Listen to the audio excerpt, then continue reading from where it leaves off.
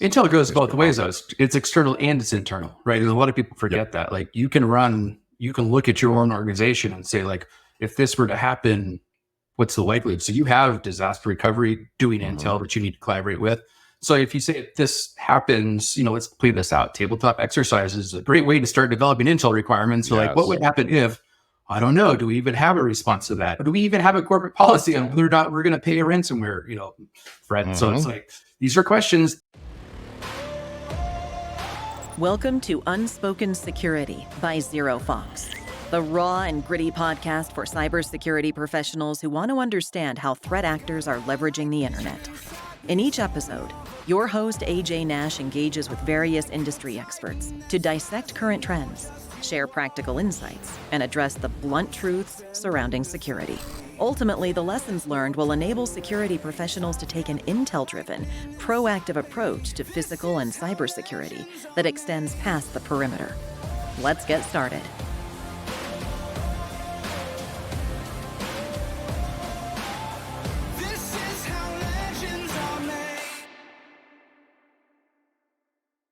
Hello, and welcome to another episode of Unspoken Security, brought to you by ZeroFox, the only unified external cybersecurity platform. I'm your host, AJ Nash.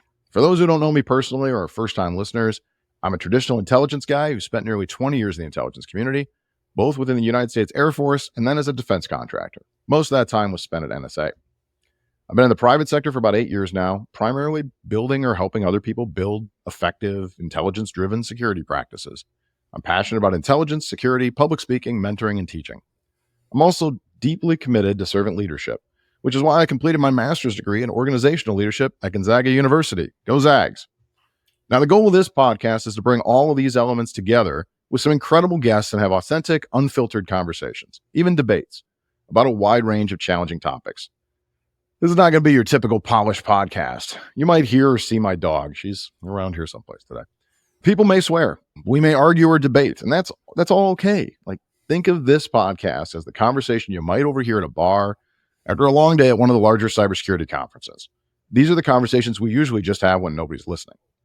So today, my guest is Brian Mohr. Brian's the CEO of a cybersecurity company, Reqfast, a good friend of mine. He's, before his life as a tech company founder, which is the brave life I can't even imagine, frankly, Brian served over 15 years in the United States Marine Corps.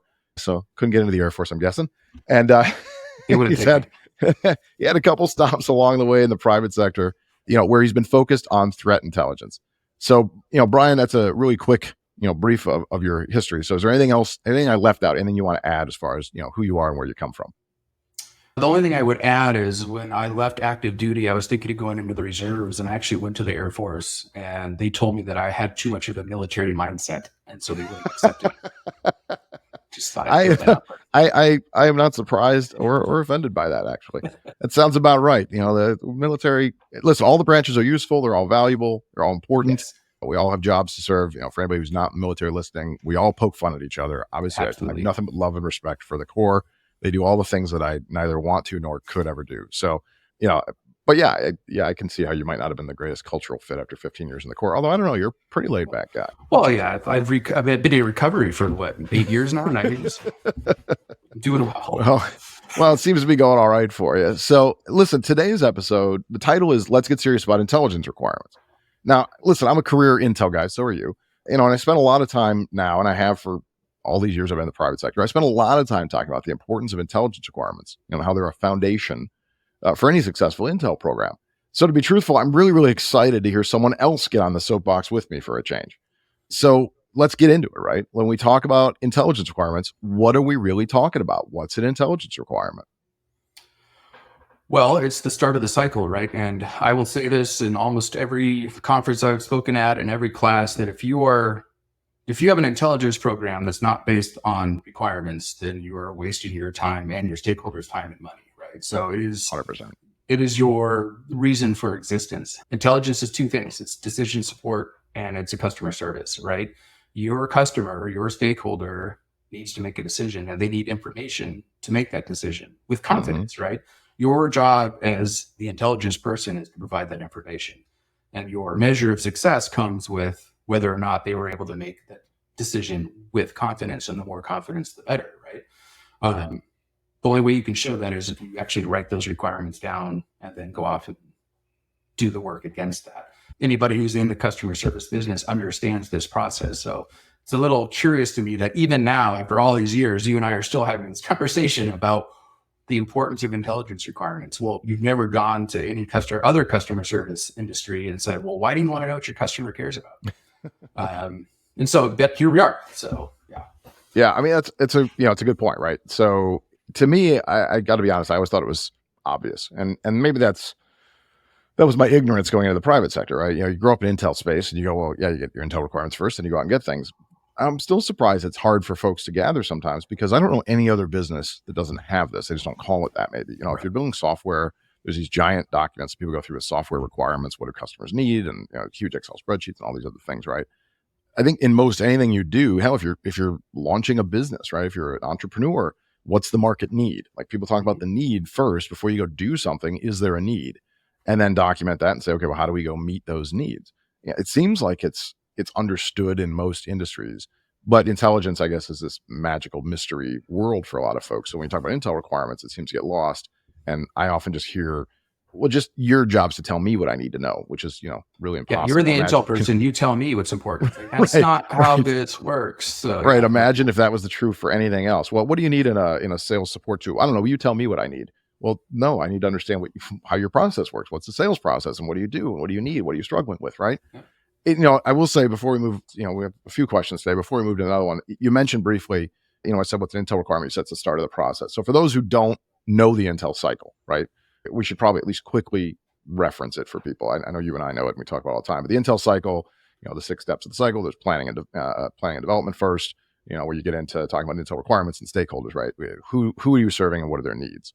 And then from there, you can get into collection and discuss, what do we need to gather, et cetera. And then the cycle continues to go on. For anybody who wants to Google intelligence cycle, it's easy to see all these graphics. But I think it's important for people to know that first step, that planning and direction piece, is where you talk about intelligence requirements. What do we need? Which starts with stakeholders, who are we serving, right? They have to tell us our requirements. Now, a lot of times, I'm going to ask you this, but I know from my experience, this is what I've worked with a lot of times. A lot of customers don't know this, as we've mentioned. Right. So oftentimes, if I've got a customer, few customers, I will say, are unique, right? A banking customer, they have their own things, but banks are banks too, healthcare, different industries. So a lot of times we are able to come in and say, well, here's what a lot of folks in this industry need. So we at least have a baseline, and then from there you can customize. Do you do the same thing, I assume, when you start talking about Intel requirements? Is able to come and say, here's some places to start? Well, we also, I focus now on, if you just say, what are your requirements? You usually get a blank look, right? And so I say, okay, who's your primary stakeholder? And it's like the CISO, who's usually the number one answer. And it's like, okay, what are the decisions they're trying to make? And then what actions are they trying to take? And then that's how you kind of backwards your way into Intel requirements. So like if they need to take this action, or they're trying to choose between courses of action, what is the information they need in order to do that? So you kind of get away from the list mentality and kind of focus on the customer's actions of what they're trying to do. Mm-hmm. In the military, it was easy, right? For at least on the Marine Corps side, it was like, okay, the colonel wants to be on that hill in 3 days. Or in the kind of backwards plan from that. What are all the things that we need to do to get on top of that hill? Or from the defender's standpoint, like, how likely is that guy going to try to get up our hill, and what do we need to know? Yep. Starting from the weather, and you work your way out. So there's really no difference. It's just you're asking different questions, and there's different, things. And when people say actionable intelligence, it's easy to understand on the military side because usually something explodes, and that's action. On the cyber side, it's like, here's a list of IPs, go. A little bit different, but I find that if you start tying it to dollar amounts of like the budget, is a big one, and the CISO needs to decide where to put her budget, allocate dollars, there's some decisions there that you might want to be part of as an Intel person. And I would rather be part of guiding that conversation than being the target of the budget cut. So I tend to focus on the action and work backwards. But yes, you're absolutely right. You have to start somewhere. And usually you can say, okay, this is a list of things we normally provide. What appeals to you on here? And then that will start the conversation. You shouldn't go in there with nothing and just say, what do you want to know? Because we all know how that works. That's all, really important, right? So listen, you talked about a couple things I really want to dig into, a couple important pieces. The first one that you mentioned that hit me was documentation, which we started talking about, right? And then the other one you talked about was that need for, showing that the delivered intelligence, actually met those needs and So what I hear when you talk about mapping intelligence to needs, and decision making, is what I'm hearing is value, frankly, which we hear all the time from customers, right? It's anybody who ever says, well, they didn't renew because we cost too much. No offense to anybody in sales out there, but I've always said that's bullshit. It's not that you cost too much, that you didn't deliver value. Nothing costs too much if it delivers more value than it costs, right? So I find, and you mentioned the CISO, who's often the buyer on this, I find that's the biggest challenge with Intel a lot of times, is the two pieces you mentioned, documenting intelligence, but then also how do you tie Intel to deliverables, and what was the action taken, and how do you measure a value that goes with that? So, digging into those further, how do you document Intel requirements? Like, how do you personally do it? How does your org do it? How does your company do it? And how can we use those? How can we use that documentation to measure the value of the intelligence? Because people are paying a lot of money for this. And that's our big challenge. I think we talk about budgets. You don't want to get cut. It's expensive. And I find it really challenging to help people understand value, right? To put a metric on it and say, this is, you spent this, but you got this, it saved this, whatever it might be. So, how are you guys documenting the Intel requirements, and how are you using that to measure value is where I'm trying to get to here. Yeah, and most of the industry, I would say 99% of it, requirements are tracked via the super spreadsheet, right? You have lists and lists and other lists of stakeholders, and lists of requirements, and lists of reports that you've sent out, and you try to match them up. That's all great, but that's usually where it falls down when you try to operationalize that. And that's even assuming they have Intel requirements. Like, right. That's not including the ones where you walk in and they have no requirements, right? Yeah. So you're already making the assumption they have something. And even if they have requirements, they're usually just lists of keywords, right? They're not tied to anything. Like, oh, here's my list of, dark web of, APT34, because that's how those guys refer to themselves on the dark web. Right. In the dark web, they often talk about themselves. Like, APT. Hey, number 28, how are you, sir? Hey, fuzzy panda, what's going down? Yeah, they're not handles, right? So it's like this weird list of keywords that aren't tied to anything. So when I work with customers and, our platform, we have, yes, the statement of what's the requirement of, talk about, threat actors discussing intent of targeting, whatever. Mm-hmm. But there's a endpoint to that. There's a why. What decision are you supporting? What's the stakeholder? What are they trying to do? In fact, I encourage in our stakeholder profiles to say, like, what's important to them? What are the decisions that they have to make? What are the actions that they're trying to take? So when the analyst goes to say, okay, if this is the requirement and this is the stakeholder, this is what they're trying to do, that is going to color their, their viewpoint and flavor what they actually report to that stakeholder. Now, instead of just writing these, Microsoft says it's bad and we agree, this is bad because this could impact these operations. And, the stakeholder has now a point of reference. And so you always want to anchor what you're writing to relevance. And that starts with the requirement. It's what is it you want to know? What is it you're trying to do? And how do you tell us if this is successful or not? And that's where you start getting into the value. The more you can tie dollars spent in intelligence to the dollars made in revenue, you're doing a lot better. Most people don't do that because they forget they're part of the business. And you start with value by understanding how you fit in with the business. And so, yeah, I mean, that's that's a really good point, right? And that's, to me, that's been the big challenge. I've been in the private sector, I don't know, 8 years or whatever now.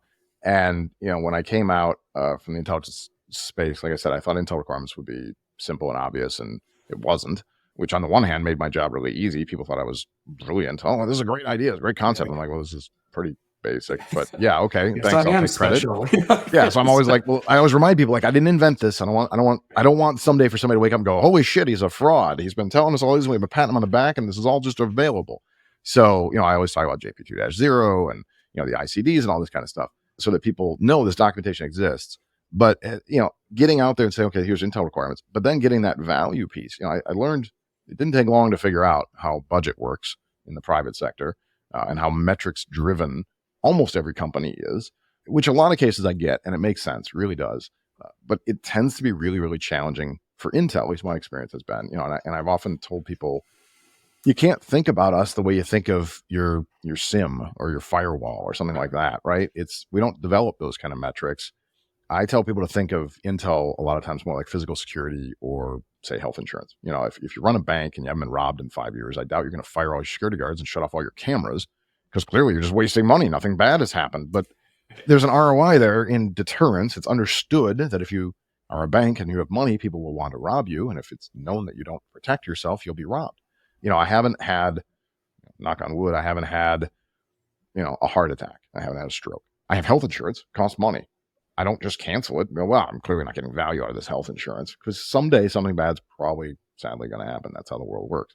Right. So, but that's not good for metrics, right? Figuring out where the value fits in. So you talked about, impacting decisions, and finding out how to tie that back. And I've seen, I don't know about you, I'll ask you here in a sec. I've seen some progress in that space and being able to say, well, what did you do with the intel? Well, we took this intel and we changed this policy, we changed this procedure, et cetera. But are you having more success than I'm seeing in the next step of that? Being able to say, hey, we did this and it changed an action, it changed a decision is great. But what did that decision save us? Would we have been attacked otherwise? How much would it have cost, et cetera? If you do things proactively, which ideally with intel you could do more of, that's the goal. How does that, and I hate to put you on the spot, it may be a hard question, but are you seeing the way that turns into value? Or is it just a matter of being able to say, hey, listen, you said these were your requirements. We delivered X number of intel against those requirements. That's your value prop, and that's good enough metrics to show that what we're buying aligns with what our needs are, not necessarily the outcomes. No, because those I would call those the efficiency metrics, not helping you get into the efficacy metrics. Like, does this actually matter? Yep. One thing that Intel teams almost across the board are failing to do is actually collaborate with other teams. First and foremost, you need to collaborate with the risk side of the house. I have seen it where some Intel teams have actually been pulled out of the SOC and put into the risk side of the house, which I think is a great idea, or at least build that relationship, because the language that the risk organization is speaking to leadership understands that, because it's usually wrapped around dollars. Understand, as an Intel team, you need to understand how risk is communicated to leadership, and then you need to communicate and work and collaborate with risk in that same language. You need to change from IOCs to, potential loss. There's a definite vernacular and there's an understanding of what is impacted here. So when I look at alerts in the SOC of oh, this system is getting attacked, well, what system is it? And then how does that system, what applications are sitting on that? And if those applications go down, I'm sure there's a business continuity or disaster recovery team that has assigned a dollar amount to those systems and understands exactly what happens when those systems are down for 30 seconds or 3 days. There are dollars available that you can assign to what those alerts are, saying, hey, we stopped this attack. We stopped this system from going down. Yes, there's a dollar amount there. And Intel always struggles with that. If nothing happens, how do you show value? But if something happens, how do you prove that it wasn't my fault? And it's no different, right? Yeah, and it's no different in the Intel community, right? Like, there's always somebody, there are beans to be counted. And we talked about this earlier, is requirements, or how are you satisfying those requirements? But then it goes beyond that. If it's not just the requirement, but what's behind that? Everybody asks, a few years ago, it was all about context around IOCs. It's no. It's the context around the risk. And then you work your way, eventually you'll find the systems, the IOCs are damaging that. But really, you need to start with the dollar amounts to the business, and that's how you show value. You'll never show it from just data logs in the SOC. You have to work with other teams and come back in. That's a really good point. It's also really, really difficult. I think most people know that, right? First you have to know you need to do it. Yeah, it's all relationship building. And then you start uncovering other people's dirty laundry. What do you mean we don't have a risk register? Oh, it's on our roadmap. It's okay. Yeah, risk registry is a good one. It's funny. I talk a lot about configuration management database and crown jewels assessments. And again, those are things that really align. Intel needs these things, frankly. We need to exist, and we need to know where they are. Because if I come in and say, hey, there's a really dangerous threat, valid actor, they're talking about us, they have the capabilities.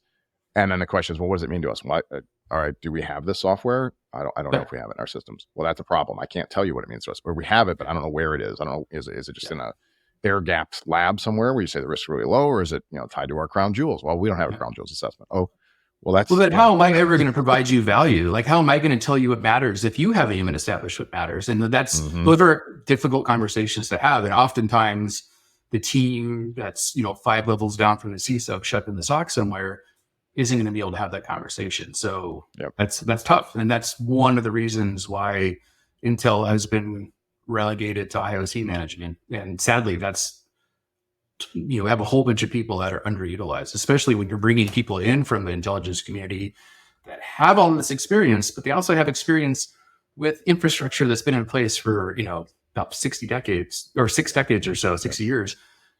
You to come into the private sector and they're like, We don't have a list of requirements. We don't have a risk register. I can't tell you what the crown jewels are. We're just now standing up asset management, and they're expected to demonstrate value. It's like, whoa. Okay. Yeah, it's really hard. One, you also mentioned they're often buried low, and obviously this is self-serving Right. for me because this is one of my topics for the last few years. But I wrote an article called "Rise of the CINO," Rise of the Chief Intelligence Officer, a couple years ago, and it goes around in circles. And I still am a big believer in that. Part of our challenge is we bury intel so deeply. We got to have an intel team, but they're going to bury it in the SOC under some defensive operations senior director or manager or whatever. And that's so many layers removed from where you need to be that you can't have the influence you can have. One of the things I had, at least in my experience in the intel community, going back, in the military or in the private sector as a contractor, was we weren't far away from the decision makers. I wasn't buried 6 layers deep. We wrote intel that went to the 4-star or the 2-star or the SecDef or the White House or wherever. So we were considered their counselors. That was the point of having intel. And that's what I wrote with this Rise of the CINO piece, was that, intel, there should be a chief intelligence officer along with the chief legal officer. They should be the consiglieres basically for the CEO, which also would change a lot of this. It would provide direct access to talk about what corporate level requirements are, not just security, but across the board, and better direct resources to talk about what's really needed and get away from this, just IOC management buried deep in the SOC because that's what the SOC manager, SOC director, whoever needs, right? And it doesn't really get into the bigger picture piece.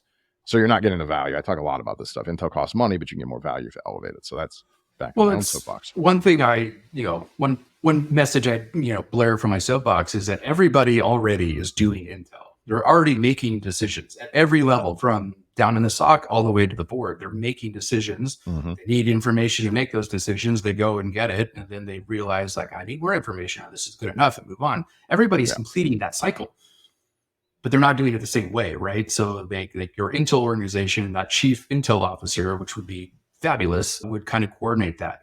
Now, understand that there already is an organization in most of these, huge companies. They have business intelligence. And what has BI been doing for decades and decades? They've been taking large amounts of disparate data, running some sexy queries against it, and then suggesting courses of action for the business to take, whether it's from building a data center in this country or where to put a product in the aisle. It's being done in your organization. Why are you reinventing the wheel for your CTI? Like, why wouldn't you put CTI very closely together with them and say, okay, if we want to do this, what are the cybersecurity concerns around that? It's a missed opportunity. And it's just, I don't know if it's a paradigm shift. They're like, well, intel is intel, right? It doesn't matter what risk intelligence, ROC, physical security, doesn't matter. It's all. And that's why I think they all should be together. I agree with that. Absolutely, I think the 100%. chief intelligence officer, all those should be under the chief intelligence officer. Business risk, strategic intel, tactical intel, operational intel, all these bits and pieces, physical should be tied in there as well. I mean, physical would be more of a customer, but all of these are tied together, right? As one unified piece. And even if it's nestled under the CIO, like the CIO's chief of staff, right? It wouldn't just, because what is it? Chief information. That's what we're talking about. We're talking about managing and creating a system of record and historical database. Yeah. Yeah. I mean, I could live with that, but don't screw this up for me, man. Chief intelligence officer needs to report to the CEO. Don't downgrade this. Don't screw it up. Let's swing for the fence. But no, you're right. Even upgraded to being under the CIO. I've seen one under CSOs, but then the CSO is often under legal, and it just, you start burying them down. But every time I find an org that says they have an intel team, you find it's like one person wearing 7 hats that's buried in the SOC, and they're a manager level or not even. And you're like, well, you're checking the box of intel because somebody said you had to have an intel team, but you're not doing intel. You're not doing this person any justice. You're not investing significantly enough to have the impact you really need to have from this. And then you're expecting things you're not going to get. And often that's the same company that's going from vendor to vendor to vendor too. Every year they blame the vendor and they move to another one and nothing really changes. And then they say, well, all these vendors are the same. None of them can produce what we need. And the challenge is you didn't have intel requirements. You didn't put your org in the right spot. You didn't man it up or woman it up. Take your pick. I'm not trying to be gender specific here, but you didn't put the people in place that were needed. And sadly, like, you can't have that hard conversation with a customer a lot of times or a prospect because it sounds insulting, and I don't mean to. It's just they didn't know, right? They didn't have somebody come in and say, this is the way it's done. This is your plan. This is the best way to do it. And by the way, it's going to cost a lot of money, which gets back into intel requirements, gets back into the value, the whole discussion we've been having, right? And if you're lucky enough to find somebody who gets it, you get a CISO who understands, or somebody the CISO trusts who understands, or a C-level or whatever, and you start building this, right? And you pitch this whole program and they buy into it and they go.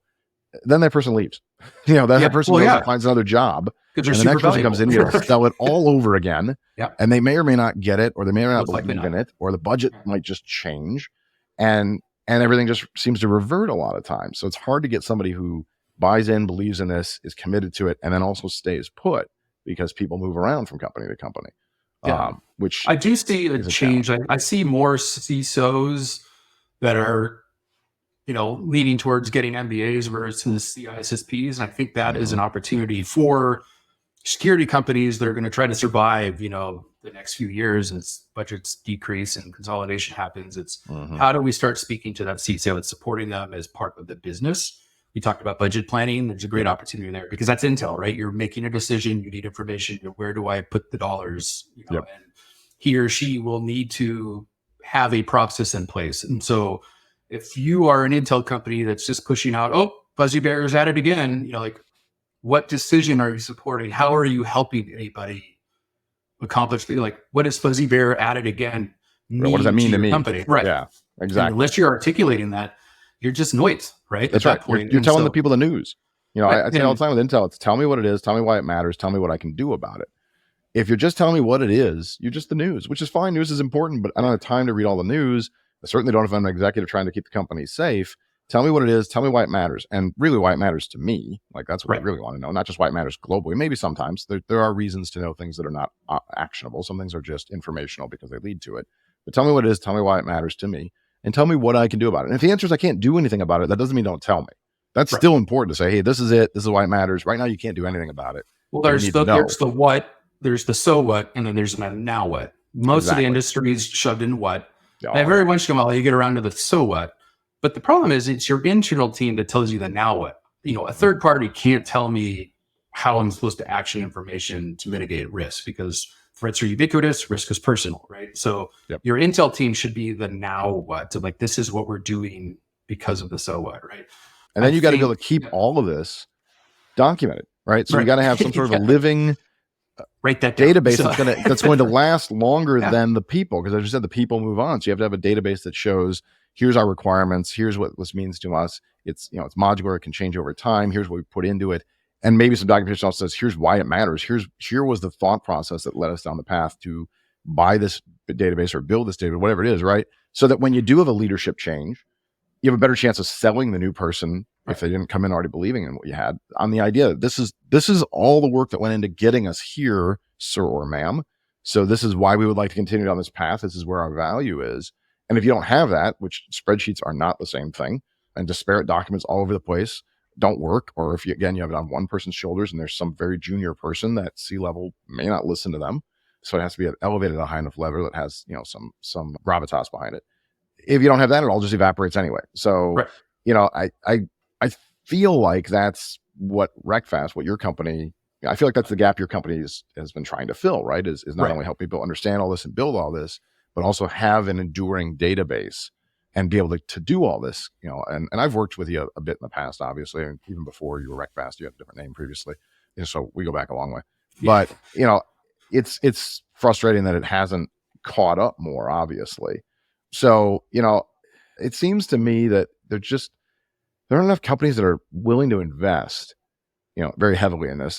There's a lot of small teams or one-offs. I mean, I'm surprised how many Fortune 100s I talk to, and you find out their Intel team is not a team. It's one or two people, and it's their secondary job behind a bunch of other things. And then we see these massive breaches happen, and you realize, but they didn't have Intel teams, it sounds like. But, I think they're willfully not investing in process, so they're investing in people, sort of.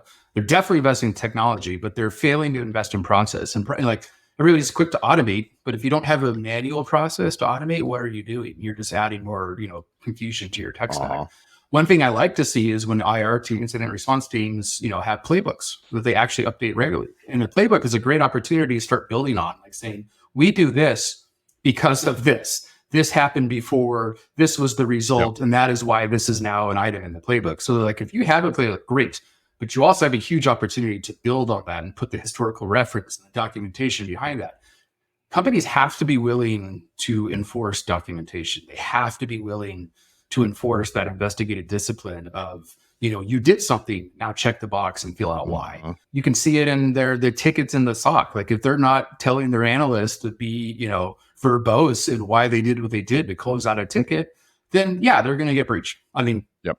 because if you're not putting the time and effort, and that comes from leadership, that should be part of the job. Like you and I both know on the human side of the house for sure that if you did anything you talked to a human for an hour, it's 3 hours of paperwork that you had to do on the back end. Oh, God, Same on the technical side. There was a whole bunch of CYA paperwork that you had to fill because that was your job. Mhm. We don't require that in the cybersecurity industry. And it's the only industry that I know of that as part of a business gets away without having to count their widgets and show where the money went. Really. Which is really challenging because you're talking about an industry where there's never enough time, right? We all talk about Right. there's, this is endless, right? Adversaries are growing every day. They're bigger, they're stronger, they're more voluminous. Now we've got AI coming in, so everything's faster and more dangerous.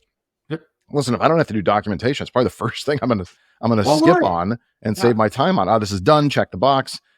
Mark it complete. Oh, there's more. There's a field where I can add details. No time for details. Let's move on to the next thing. And then you have nobody who can go back later and even say, well, what did we do? Why did we do it? How did we do it? Oh, I don't know. That's all been lost. That's in the Right. ether because I'm on to the 68 other things because I've only got 10,000 alerts to go through today and I've got, 8 hours to do it in.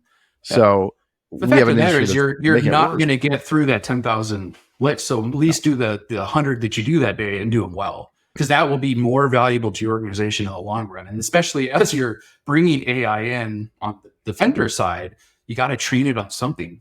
If you're Mhm. training it on open ticket, closed ticket with no details behind that, you're going to get what you pay for, right? Yeah, you're not getting any better. I know I've spent a ton of time and effort, and I continue to, and I like to, by the way, but I spend a lot of time and effort, trying to help people understand the whole thing, the Intel cycle, how Intel feeds in, proactive security, all this from a more systematic approach. Yep. But it's really hard. I find it to be just insanely difficult to get the right people to understand the value and to understand the time and the effort this is going to take to do, why you need to invest money, the value of process and documentation and standardization for building a sustainable intelligence program. And listen, the payoff is the only proactive solution to security is Intel. I know I say this and it seems like every episode now, but it's true.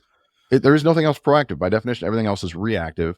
Intel also helps the reactive. If bad things have happened, we can hopefully, shorten your time, mean time to discovery, mean time to, remediation, those kind of things. But Intel's the only thing that can stop you from being compromised. If I know a bad guy is doing things to a company like you, and we know, go in the dark web or whatever, they've chatted that you're on their target list. We know what they do and how they do it. And we know that you actually are vulnerable in these spaces. And as a result of that knowledge, we can help you make those changes and you get ahead of the curve and the adversary shows up and can't do the thing they've been doing to everybody else.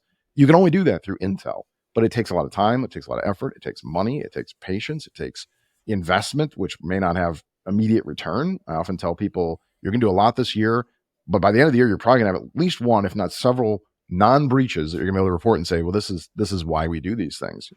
Customers who weren't hit by WannaCry years ago. I had customers, and when WannaCry went live and cost everybody so much, we had 40 some odd customers where I was working at the time, and nobody was hit by WannaCry because we wrote an Intel report 2 months previously. The team did, I didn't write it, that told people about Bluekeep, and our customers read it and took action. So WannaCry shows up, costs it billions and billions of dollars, and our customers aren't impacted.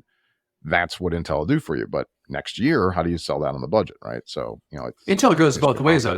It's external and it's internal, right? And a lot of people forget that. Like you can look at your own organization and say, like, if this were to happen, what's the likelihood? So you have disaster recovery doing Intel that you need to collaborate with. So if you say if this happens, let's play this out. Tabletop exercises is a great way to start developing Intel requirements. So like, what would happen if, I don't know, do we even have a response to that? Do we even have a corporate policy on whether or not we're going to pay a ransomware, threat? So it's like, these are questions, those are Intel requirements, or that's the start of it, So yeah, there's an investment there, and it's not flashy, it's not exciting. And I always joke, people, hey, how is Reqfast doing? I said, well, I sell process accountability and transparency to the cybersecurity industry, so it's just flying off the shelves, right? But I still do it. Maybe regulators can help. Right? Yeah, maybe regulators can help with some of this. I do find finance is the best at this. I think part of that's because I say it all the time. It's a cultural thing that you mentioned internalizing, right?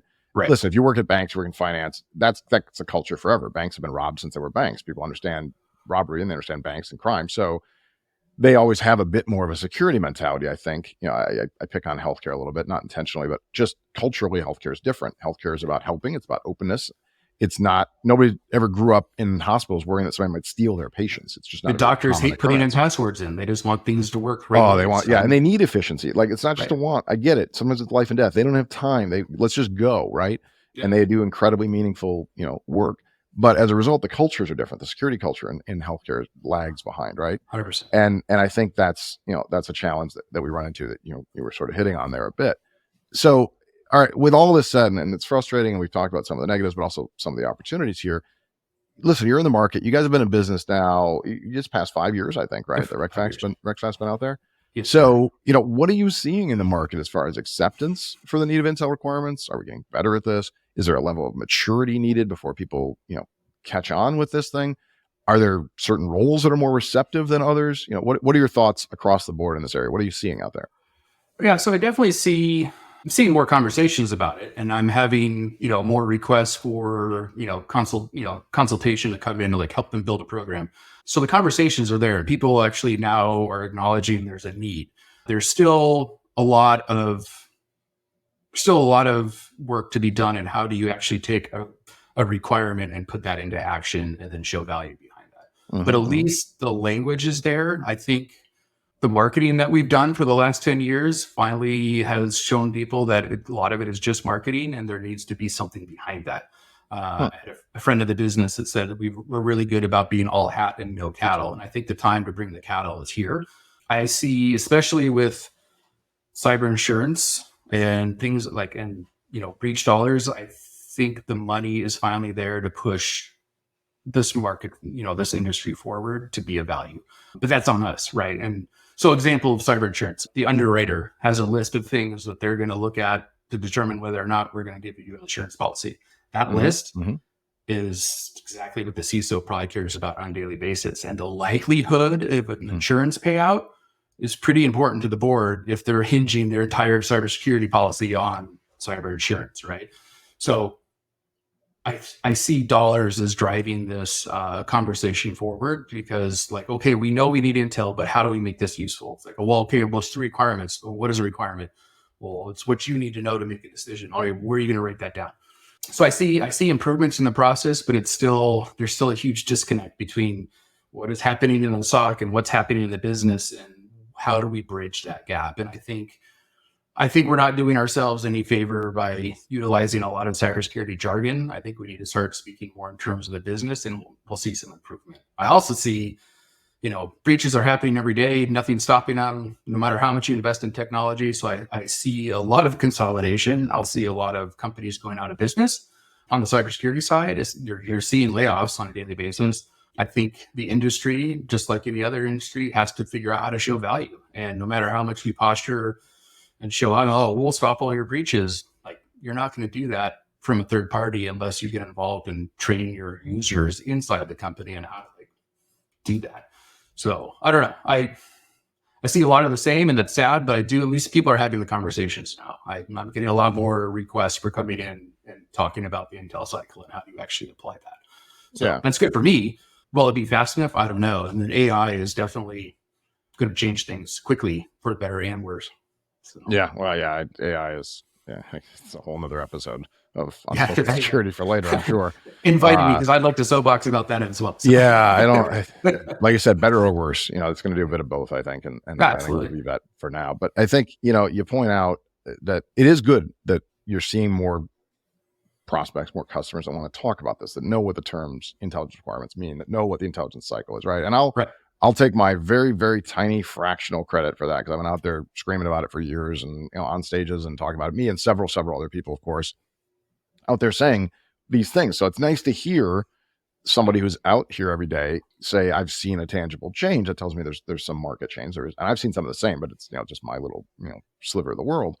That more people understand these concepts and at least talk about them. That's it's a really good start, right? I don't know if we're keeping up or not, but you've been doing this for a while, and this is all, to my knowledge, this is all Reqfast does, right? You're not doing this and 28 other things, right? So we have a lot of vendors in the space who are Intel requirement adjacent, let's say. They're Intel providers, whether it's technical data, whether it's strategic Intel, operational, something in the middle.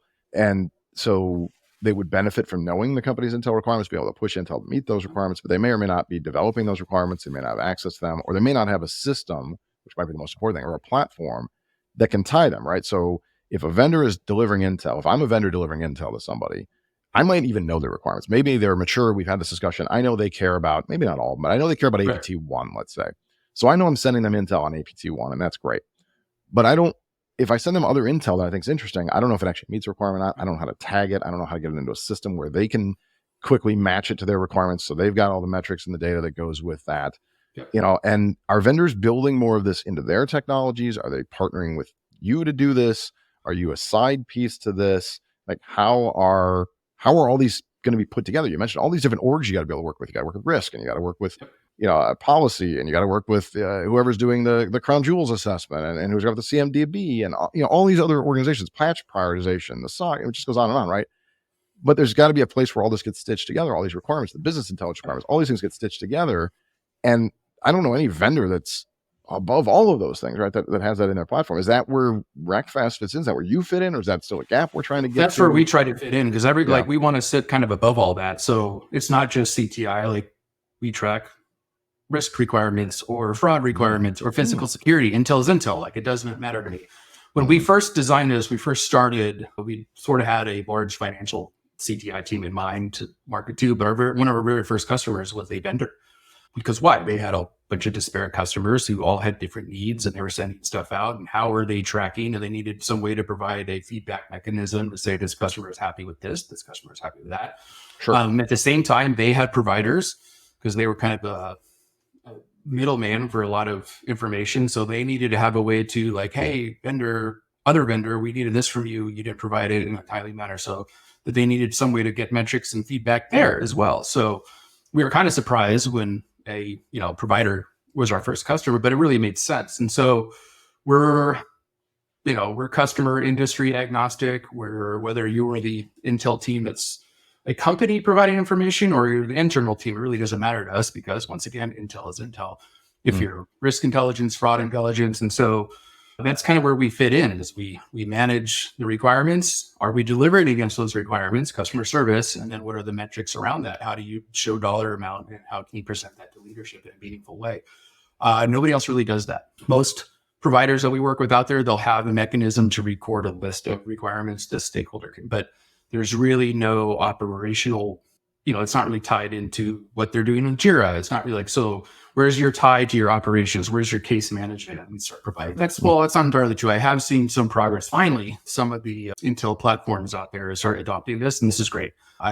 Yes, it's a competition sort of, but I'm happy that they're doing it, because they should have been doing it 10 years ago. I'm glad to see that they have finally seen the writing on the wall that we should probably track what our customers want to know. And if we're delivering against that to me, I have no idea why, as an industry, we're all not doing this from the day one. Your sales engineers certainly are writing down success criteria. How come you're not passing that on to your providers and analyst team, right? They actually wrote down that is a customer requirement. Like, why is that sitting in Salesforce and not in your day-to-day, profile for your analyst? There's your free tip for the day. Right. Well, it's a good point. Customers only know two things, like CISOs at least. It's and C levels. It's either lower my risk or improve my bottom line, right? Which is either lowering costs or raising revenue somehow, right? And so Intel fits into that, right? We should be able to help people lower risk, but that requires a lot of things you're talking about, and people either aren't documenting or they're not going that step further. And I'm with you that I think platforms. Listen, I used to work for a threat intel platform. I've been in the space a while. Obviously, I've been advocating for platforms to have Intel requirements for years in their technologies. As an Intel guy, when I write Intel, it's nice to be able to tag it back to the Intel requirement, and the customer knows where it goes, and it gives us our metrics, et cetera. So I'm with you that I'm happy to see more vendors going in that space, even if it does create some competition for you. It sounds like you're more holistic anyway, and go beyond just the Intel requirements to the whole corporate requirements piece.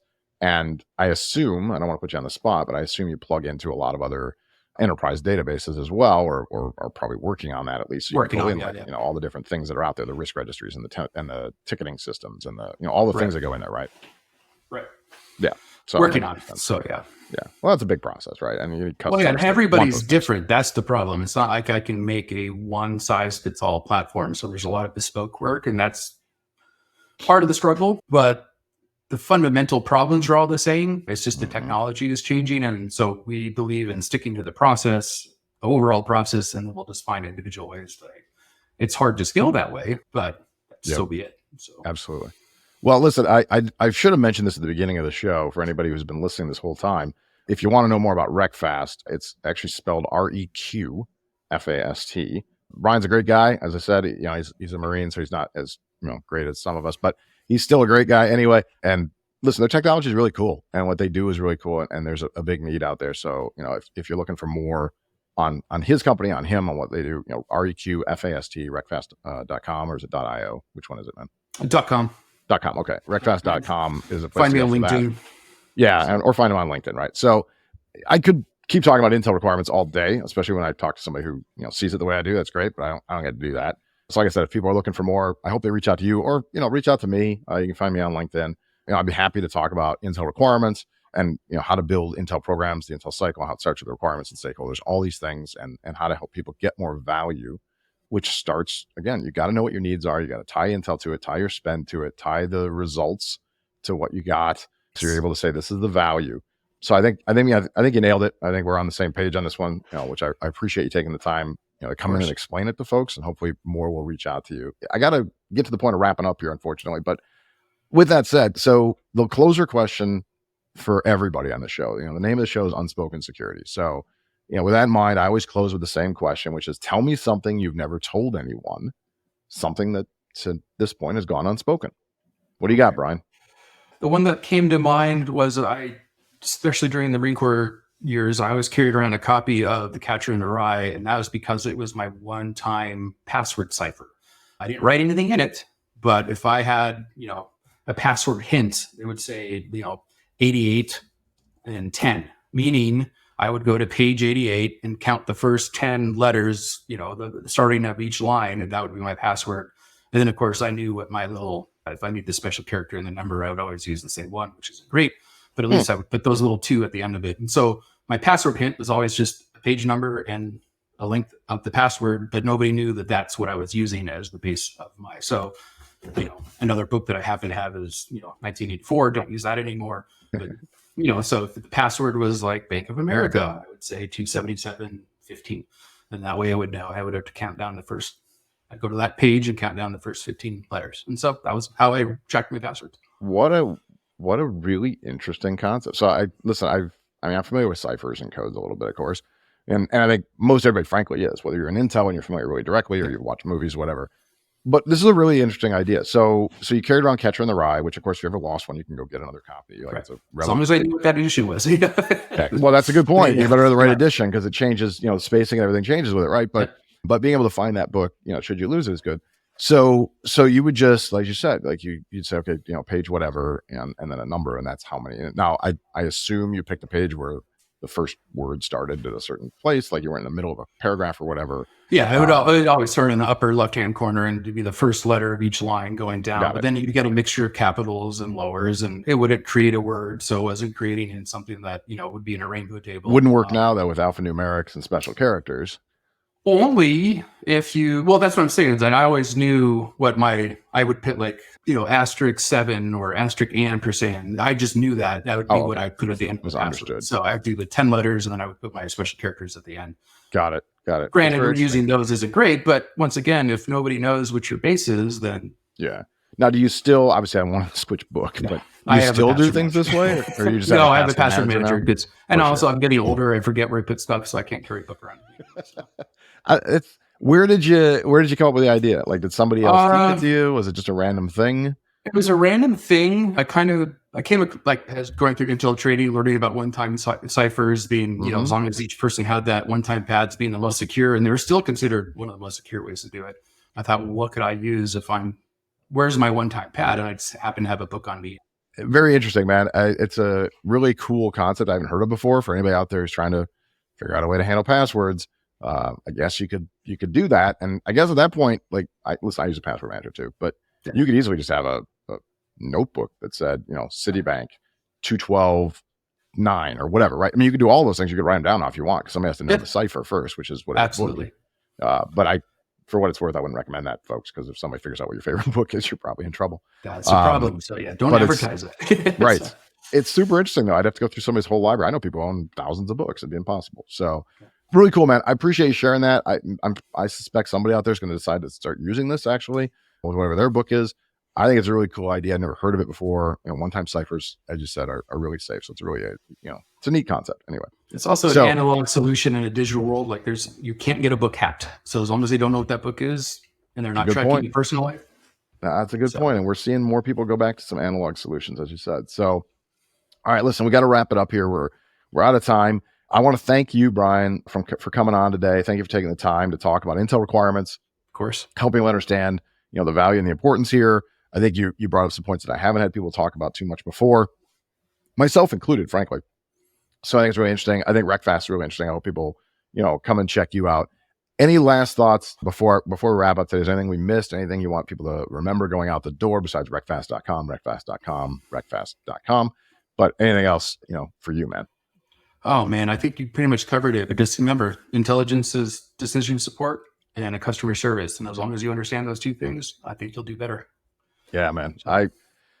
I second that emotion. All right. So again, thanks for the time. Really appreciate you coming on the show. For those who are listening or watching, if you like Unspoken Security, please do take the time to subscribe, to like and thumbs up or whatever all the ratings are, right? And let us know. Feel free to contact me directly if you've got feedback. You can find me on LinkedIn or you can find me through emails.